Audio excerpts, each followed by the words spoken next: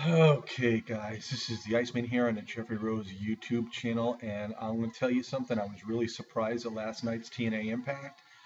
I saw the preview of the card, and I really wasn't impressed.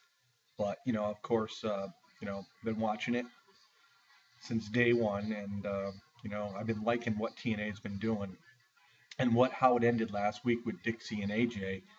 I couldn't wait to see what was going to go on this week.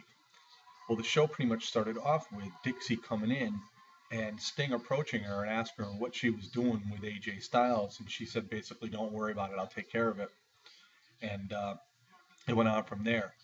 But anyway, Aces and Eights, Bischoff, Nux, and Wes Briscoe were all talking about needing to get together and you know, get their act together, basically, and take on Main Event Mafia tonight, Sting, Samoa Joe, and Magnus, and take them out, and to prove that Bully Ray pretty much doesn't know what he's talking about. Bully Ray come in, and they had told him what their plans were. He come out with Brooke Tessmacher, and he basically told them, if you don't get the job done, whoever loses is going to be out of his club. He's the president of the club. They're going to be out of his club. So that was basically what Bully Ray was telling them, and that was the stipulation.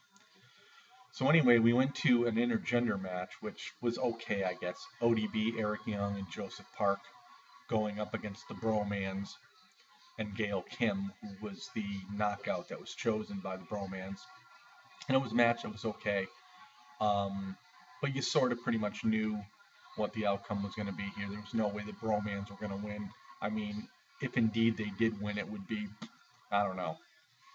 But anyway,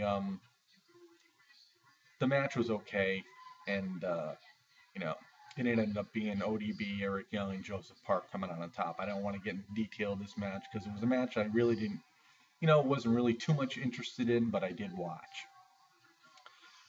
And we also had a segment backstage about Austin Aries, and he said he had an announcement to make. So he ended up coming into the ring, and he told everybody, about what he did last year and how he became the TNA World Heavyweight Champion. And things didn't go as well this year, but by no means is he down and out. And he got interrupted by Kenny King, the return of Kenny King. And so they had a few words going back and forth. And Kenny King basically sucker punched Austin Aries. Austin Aries told him, he said, "You're not getting away with that. Get a referee out here. We're going to have a match." And King said, "I don't want no part of this." But the ref got Kenny King into the ring, and what a match it was. It was an impromptu match. It was a match that wasn't scheduled for TNA Impact Wrestling. And what a match it was, guys. Austin Aries and Kenny King put on a show. Give Kenny King a lot of credit in this match because he wrestled his ass off. He did get cut open. Uh, this match, you sort of knew in the back of your mind that Austin Aries was going to win. But then again, the way things are going, one would have to wonder. But this to me was a great match. They both delivered quite well. Austin Aries did defeat Kenny King, and these are good things to come for TNA. Kenny King really shows what he can do in the ring, and I thought he was good the last time I saw him when he was X Division champion, but he's shown, he's much more than that.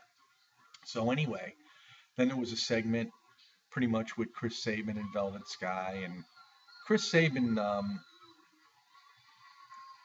actually, he was having a match tonight against the X Division champion Manic, and with Chris Sabin turning heel, it's sort of like we're not used to it. And I don't even think Velvet Sky knows what to expect. But anyway, Manic and Sabin had their match.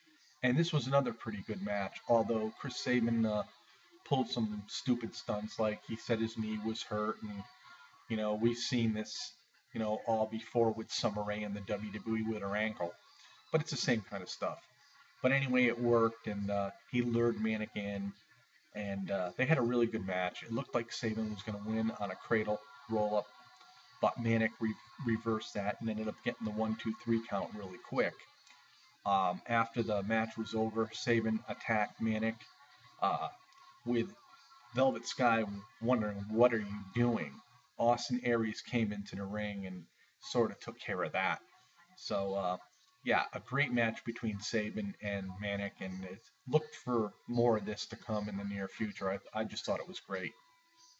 We also had a segment. Hulk Hogan came out and called out AJ Styles. And he said, "You're going for the TNA World Heavyweight Championship at Bound for Glory. We need someone that's going for that title to have a contract." And Hulk Hogan had the contract.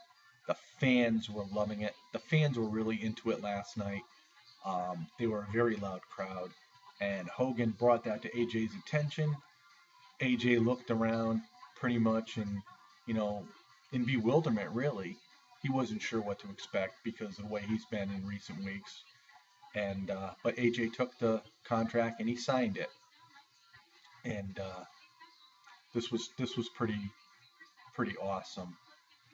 So anyway, to move on, we had the main event Mafia, Samoa Joe, Magnus, and Sting go up against the three members of Aces and Eights, Wes Briscoe, Nux, and Garrett Bischoff. And again, the stipulation of this match was if any member of the Aces and Eights got pinned, they were out of Aces and Eights group forever. So the match took place. It started off, and it went well for both sides until Magnus got thrown on the outside, and then Ego came in. Bobby Roode, Christopher Daniels, and Kazarian, and they sort of interfered a little bit. And of course, the referee obviously didn't see it, or if he did see it, he didn't do anything about it. He sort of ignored it, and Magnus hurt his knee, and he couldn't continue. So it was Samoa Joe and Sting against three members of Aces and Eights. Well, they went to town on each other. Again, this match wasn't bad considering the three members of Aces and Eights, which we don't see a heck of a lot of, go up against three prominent guys, three prominent stars in TNA. And it got down to the nitty gritty. Unfortunately for Wes Briscoe, he ended up getting pinned, and Bully Ray came out. His music hit, came out with Brooke Tessmacher, and he wanted the cut from Wes Briscoe, and Wes Briscoe would not give him the cut. So Bully Ray ended up attacking Briscoe, ended up giving a pile driver, and he told Garrett Bischoff, he said, "You take the cut from him." And then he said, "Well, no. Then again, no, I want you to do it, Nuxie." And Nuxie continued on, and he removed the cut from Wes Briscoe, and Bully Ray took hold of it. And that was pretty much it for Briscoe.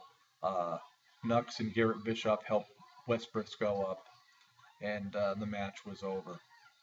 Then we had Dixie Carter come out, interrupting Hulk Hogan. She told Hulk, basically, I hired you to do a job here, and you've done a good job. But lately, she wasn't really pleased with what he's been doing. And she took AJ's contract and she basically ripped it up. And Hulk Hogan was in bewilderment, wondering what the heck was going on. And Dixie Carter really continued her heel side of herself, and she told Hulk, "You've got 1 week to make a decision." And it looks as though if Hulk doesn't do what Dixie wants, then Hulk Hogan may be gone as well. Now, whether or not Hulk Hogan resigns in October, this would have a lot to do with weighing in what's going on, because if Hulk does not sign, this might be his way out of TNA wrestling. And at this point, I've said it in the past, Hulk Hogan makes a lot of money, and maybe it's time for him to go. But I've been sort of liking Hulk Hogan as of late. But anyway, this is a great storyline for TNA wrestling. It was a great night for TNA Wrestling. Kurt Angle is going to come back at Bound for Glory. Things are starting to come together. There's going to be some more knockouts coming. So, again, if you didn't watch TNA Wrestling tonight and you just read what the preview was, you got much more than what the preview told us. I mean, with the Austin Aries Kenny King match, that was absolutely perfection. And Chris Sabin and Manic, we all know what they can do within the ring. And give credit to Aces and Eights, Briscoe, Bischoff, and Nux, because they put on a pretty good show against the main event Mafia. I was very, very pleased with the whole show tonight. Um, so that's my review of the show, guys. Hope you enjoyed TNA as much as I did. I love the direction they're going in. And again, if you're a professional wrestling fan, give it a chance. Just because it's TNA and not WWE, don't count them out because I think they're doing pretty darn good. So I can't wait till next week. Peace out, everybody. This is the Iceman.